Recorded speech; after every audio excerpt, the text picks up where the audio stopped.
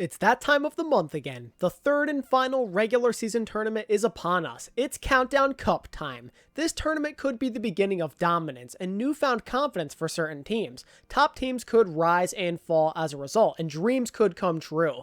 If the Summer Showdown tells you anything, it's that you never know what could end up happening. Let's see how my trash bracket turns out this time. I have a pretty bad history with these things, so I'm preparing for the worst. Like with the May Melee and the Summer Showdown, the format for this video will be the same. Since there's only 6 games in the APAC region to account for, I'll be going into full-on detail with each game like I do any other given week with my Preds. Since the bracket is so much tinier compared to the NA one, screwing up with a few matches won't be the end of the world in my opinion. Plus, we know who everyone will be facing no matter what in the first round and no matter what the outcome, so there's less guesswork and chances for me to be wasting my time completely. And of course with my NA games, I'll be sticking to the traditional overview of the bracket where I explain certain choices that I made, but I won't be going into a lot of crazy detail for every matchup. Going game by game in this region would just be brutal because there are so many matches to cover and I have no clue who would pick who going into the quarterfinals or anything like that. I hope you guys are okay with all of this. Oh, and one other thing, keep in mind that the Genji nerfs will not be live during this tournament.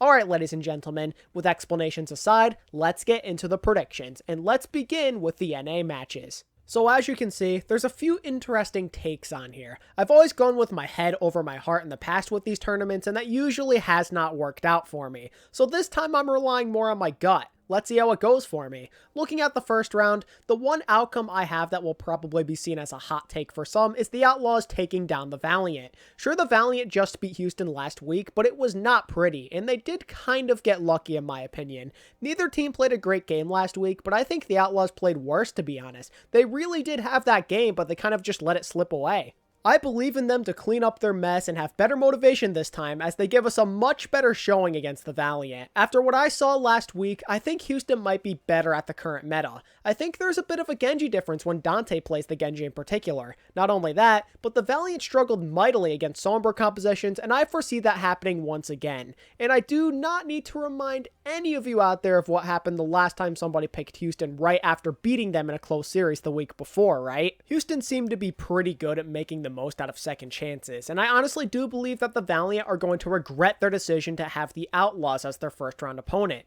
They didn't have to pick the Outlaws, keep that in mind. They could have gone with like Washington, let's say, if they wanted to. But no, they picked with their hearts over their heads. Letting your pride get in the way is not a smart idea, and I think they might learn that the hard way tomorrow. Everything else I feel is pretty standard for the most part with my knockout round. Atlanta should be dealing with Vancouver fairly easily, and the Gladiators should beat Toronto because they are the stronger team overall. I'm a little unsure about my Washington pick though. It really depends on the fuel. Not only are the Dallas Fuel not that great in the current meta, but I fear that their heads might not be in it due to all of the aftermath and drama of releasing Decay and Harry Hook and letting Arrow go as well. I see this game going in one of two directions. Either Dallas show they're still feeling down and they play terribly, or they brush off these bitter feelings and use it as motivation to squeak by the Justice in a close game. It all depends on the mood of the Fuel. They lose this game if they show signs of insecurity. That's all I really have to say.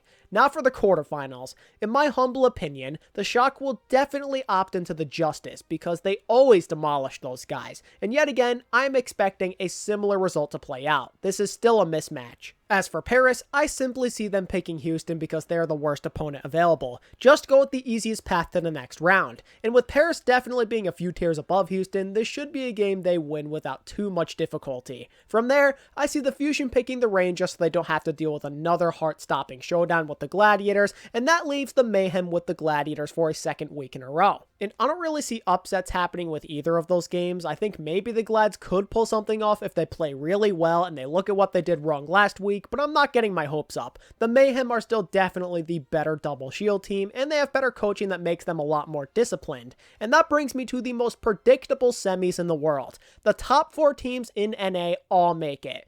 The Shock and the Florida Mayhem play each other first, and I see it playing out in a similar way to their previous meeting. Florida puts up a decent fight and maybe they take a map, but the Shock eventually overpower them. Paris versus Philly is a bit more interesting though. Every time these two play, it is always a banger, and both sides have taken the W twice so far this year. In what could be the final time we see this rivalry in 2020, I'm pretty sure, we get an epic tiebreaker for the ages. It's hard to go wrong with either team considering how 50-50 this matchup is, but you know, my gut instincts are telling me to pick Philly. They have a major chip on their shoulders after just coming up short in the Summer Showdown, and I don't think they'll let this revenge opportunity go to waste. The Fusion's pride is on the line here, especially Carpe's. Him and his team have been denied time after time throughout the years, but this feels like it could be the run finally. They're currently on their largest map win streak of all time, I believe. Those boys are focused up at the moment. They're in the zone, they're in the driver's seat, and nobody could stop them potentially. In what should be a pretty epic series, I'm assuming, they defeat the Paris Eternal and advance to the finals. From there, I don't think anybody can stop them. If Philly beat Paris, then they go all the way in my opinion. Nobody will be able to defeat them. The confidence from defeating Paris, along with their laser focus, will allow them to overcome the shock in a miracle run of sorts as the Fusion defy the odds and finally win a tournament. Listen, you could argue that Philly are just as good in a Genji meta, if not better than the Shock. They've got EQO and Ivy, who I would both take over Tayo in a Genji matchup, and their supports can be pretty nasty with Bap, Brig, Ana, and Zen. I don't see why they couldn't pull off this win. The only thing really stopping them, in my opinion, would be themselves. Unless there is a lot more dive comps than expected, Philly could definitely gain the upper hand. I believe in them. So yeah, that's my instinct over analytical predictions for the NA bracket. Now let's move on to the APAC region. The bracket on this side is looking pretty crazy on paper, and it could be an absolute roller coaster ride. There are lots of hard matchups to predict all in a row on the first day. To start off Saturday, the red hot Chengdu Hunters play the London Spitfire. This is a tough matchup to get a grasp on. In theory, the Hunters are kind of in a better place, I would say. They're on their longest winning streak of the year, and the team looks more confident than ever with their new coaching, and it helps that London have been pretty inconsistent during these qualifiers. But there's a problem that could present itself here. The meta is going back to double shield. The chaotic Wrecking Ball Zarya isn't really going to be so viable anymore. It's probably worth bringing up that Mei is available for play too. If the Hunters even thought about running this comp they used a few weeks ago, they would get hard countered by defensive compositions with heavy crowd control. They wouldn't stand much of a chance if I had to take a guess. So what this game really comes down to is if the Hunters can carry their momentum into a different meta. If the Chengdu tanks can play well enough and Leave continues to have dominant performances, then I have no doubt that they could win this game. But that's the thing, right? Can I really put my faith in the Hunters to have a complete game in a meta that doesn't completely play up to their comfort zone? I'm not too sure. In the past, Chengdu have either found success by catching their opponents off guard with wacky strategies or having their comfort picks all be viable at the same time. It's unlikely that either of these options are going to be on the table here. I suppose they could maybe come up with something out of the ordinary, but double shield is so strong so it might not even matter. If the Hunters can adjust and the new coaching serves them well, then they might have a great shot of winning this. London is one of the least frightening teams in this region to go up against, so if there was ever a time to get out of the first round in a tournament, then this would be it. But you know, I think I kind of favor London here. High seed or not, the Hunters are still unproven in this meta, and that worries me greatly. So that is why I'm going with the Spitfire 3-1. It's also important to remember that London are not a great matchup for Chengdu. In their previous two meetings, London beat them up pretty good both times. To me, it feels like the Spitfire players and coaches have a good read on Chengdu's style, and with the meta going back to what it was the last time these two faced off, it feels like a no-brainer that the London Spitfire will prevail. I have nothing against the Hunters. I'd like to see them succeed, but the combination of this meta plus their opponent does worry me. With that game decided, we move on to the Seoul Dynasty and Hangzhou Spark. This is another one of those games where it feels like one team should theoretically be better than the other, but you just don't know for sure because Seoul tend to be completely different in the playoffs. Now that the Spark have a new head coach, they could in theory be nothing like what they used to be. Under new guidance, the Spark might end up having a much better understanding of how to play this meta. If I was going full on logic mode, I would definitely favor the Spark, but not this time. Because it's playoff Seoul, I would say it's kind of 50-50. Double Shield gives the Soul Tanks a better chance than a few weeks ago for sure. This is a situation where they may actually be able to match the Spark. And I mean, you guys have seen what Prophet can do when he wakes up in the playoffs. I'm sure he wants revenge on Architect, so I'm ready for him to have a big outing potentially. And when I think about it, it's not like the Spark even played that great last week. Yeah, they beat London 3-0, but a lot of those maps were kind of tight in my opinion. It was by no means a dominant performance. Because it's playoff Seoul and they're long overdue for a win, I will be picking the Seoul Dynasty to advance to the semifinals with a final score of 3-2. I'm aware that Seoul have been pretty poor as of late, but in the previous two tournaments, I ended up predicting them to go out first round, and they made me regret it both times. This isn't the first time they've entered a tournament after appearing to be in bad shape, so who am I to say that's going to stop them when that clearly hasn't been the case in the past? Even if they probably are at a disadvantage here, I'm full sending it. My mental's practically already broken from this region anyway, so why not let it fly? With ridiculous predictions aside, let's talk about what could be the most interesting game of this round. The Guangzhou Charge versus the NYXL. The rivalry continues. The last time these two played, the NYXL kind of dominated. They made fast and furious adjustments to the new temporary meta, and they looked a lot more prepared than Guangzhou. But now we're heading into a similar meta that we saw when they met in the Summer Showdown. So I would say that the Charge have the advantage when it comes to the X's and O's, but New York have the edge when it comes to confidence for sure. It's a tough call to make. If the NYXL can look better in Double Shield this time around, then they definitely could win this game. They know they don't have to be afraid of this team anymore, so all they have to do now is clutch up. I make it sound so simple though, that's the problem. It's not going to be that easy. The Charge are more in their wheelhouse now, and the NYXL do not have a great history with tournaments since the beginning of Season 2.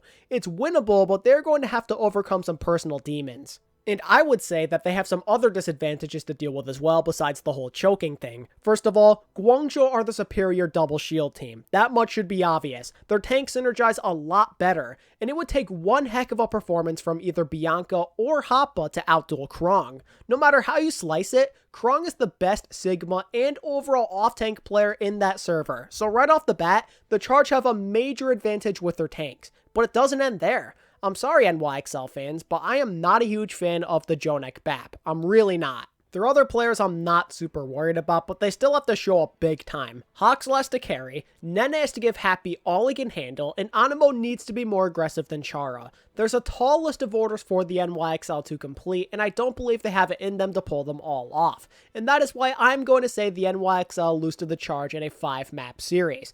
The reason I'm saying it's going to be so close is because I believe the Charge will get off to a slow start. I think that previous loss to the NYXL will make them lose their way at first, but eventually they'll recover and finish strong. In my opinion, so much would have to go wrong for the Charge to drop this. They have a better feel for this meta, no doubt. The NYXL coaching has not been all that effective this year. Nothing they try seems to be working. Double Shield is simply their nemesis, and it just so happens that is what the Charge are most comfortable on. That's a potential nightmare in the making. Continuing onward, we would have another interesting matchup if my first round predictions are correct. And they probably won't be, but you never know. Anyway, if they do end up coming true, the Shanghai Dragons face off with the Charge. Believe it or not, but I think this is the best case scenario for Shanghai. Unlike the Summer Showdown, they don't have to worry about another match before facing the Charge. The same thing would apply to New York if they were to face them instead. They can literally spend the day studying how that quarterfinals match goes, then prepare and be ready for them the next day. Nobody's a chance to get hot and be really confident heading into the finals. They gotta go right through Shanghai after day 1. That is going to be huge for the Dragons. Having that extra leg up could be just what they needed. Guangzhou were the better team the last time they played, but the Dragons are usually pretty good with learning from their mistakes. They have yet to lose to anyone twice this year, I believe. If there's one thing I can count on to be constant in this region, it is the Shanghai Dragons. A Genji meta might not be the greatest for them, but they're still pretty good at it, and they're good with finding alternatives to win as well. That's just what Shanghai does. So even if the Charge could be better with Genji execution, it doesn't necessarily mean they have the definitive advantage in the game. The Dragons match the Charge quite well. They have good hits game players who are of Happy's caliber, they've got a tank line who are just as good at Double Shield if not better, and they have supports with equal understanding of how to play BAP and Brig. And if Coach Moon draws up some sort of plan like I think he might, then Fleta will find other ways to be effective even if it's not on the Genji. Through their sheer determination to improve and stay on top, I am predicting the Shanghai Dragons to win 3-1. I can't shake this feeling. The Dragons are going to cook something up and the Charge are not going to be ready for it. The Dragons always come back back stronger, and this time should be no different. I have confidence in the Dragons to take care of business and advance to their third consecutive regular season tournament finals. But who will be joining them, London or Seoul? These two have only played each other once this year, so it can be difficult to judge. However, if we look into their previous game, it happened before the most recent hero pulls came into effect, so we already have an idea of how this game could end up turning out. I really don't like the Spitfire all that much on Genji, I'll be honest. Although and Shui haven't really been all that impressive to me, and I haven't loved J-Max Orisa either, it's been inconsistent. And main support has been kind of strange for them lately. They keep swapping between Fuse and Sanguinar, and I just don't know why. Sanguinar was such a good constant on this team, and now the rhythm and overall flow isn't quite what it used to be. It's been disrupted, and I get the feeling we might see the same type of substitution cheese go on between the two of them again this weekend. London do have some redeeming qualities though. Glister, Bernard, and Hylie are all great at what they do, but the question is, will those three alone be enough? I have my doubts. Those guys will definitely play up to the level of their counterparts. I have faith in them to keep this game winnable, but it's going to be on the other half of the lineup to step up their game and not be liabilities. I'll be looking at Shui in particular to have a really solid game. There have been some obvious and silly mistakes in his game as of late, and he can't be doing that against Prophet. I'll be honest, neither team is of great standing currently, but I like to think Seoul is better in this matchup, and that is why I have them winning 3-1 as they advance to the finals to play Shanghai. Seoul really aren't even all that far behind with any of their disadvantages either, maybe besides like Glister versus Fitz. It's like how London counters Chengdu, it's the same thing, just a bad matchup. Well, boys and girls, this is it. If my terrible predictions were to somehow, some way come true, then the Shanghai Dragons and Seoul Dynasty Finals rematch would go down. Every tournament finals we've gotten has been relatively even so far, but I honestly think this is going to be a moment where we get a boring finals. We've never gotten one before, so I feel like now is the time as we're long overdue. But the question is, who do I have winning this one-sided affair? Well, that should be pretty obvious. The Shanghai Dragons are a much better team. They are far more consistent, they have better coaching, and have higher peaks. If I don't believe the Charge or the NYXL for that matter could beat them, then there's no way I believe the Dynasty would fare any better. I'm sorry, but it's the truth. They don't have what it takes. The Dragons have the better tanks, the better supports, the better coaching. Seoul feel way too one-dimensional to me, and that is something you cannot get away with if the Dragons are your opponents. And that is why I have the Shanghai Dragons winning the finals by a score of 4-1. Seoul are far too predictable. They send Marvel on the flanks and hope to the Lord above that Prophet can do something. It's not a winning formula, or at least not a consistent one, and once again they're going to find that out the hard way as their tournament luck comes to an end. The Dragons will dismantle them and break their spirit map by map as the Dynasty continue to wonder where they're going wrong. But yeah, that's pretty much all I have to say about my APAC bracket. I may have some hot takes on here, but I think both my NA winner and my APAC winners are reasonable. We'll have to see though. I'm not expecting to be right about much here because my brackets are always cursed. They're terrible. Regardless of the outcome though, I am excited to find out what happens. Hopefully we bear witness to some quality Overwatch this weekend. And there you go, ladies and gentlemen. Those are my official predictions for the Countdown Cup tournament. But now I want to hear from you guys. Who do you think's going to win? What do you think will happen in general? Let me know down in the comment section. And if you're interested in filling out a bracket of your own that you want to share with your friends, then check out the link in the description. It would also mean a lot to me if you could give this video a like and subscribe to my channel if you're new, and consider becoming a channel member for extra support. And as always, thank you all so much for watching the video. I really do appreciate your support. And until next time, this is ATP, signing out. Peace.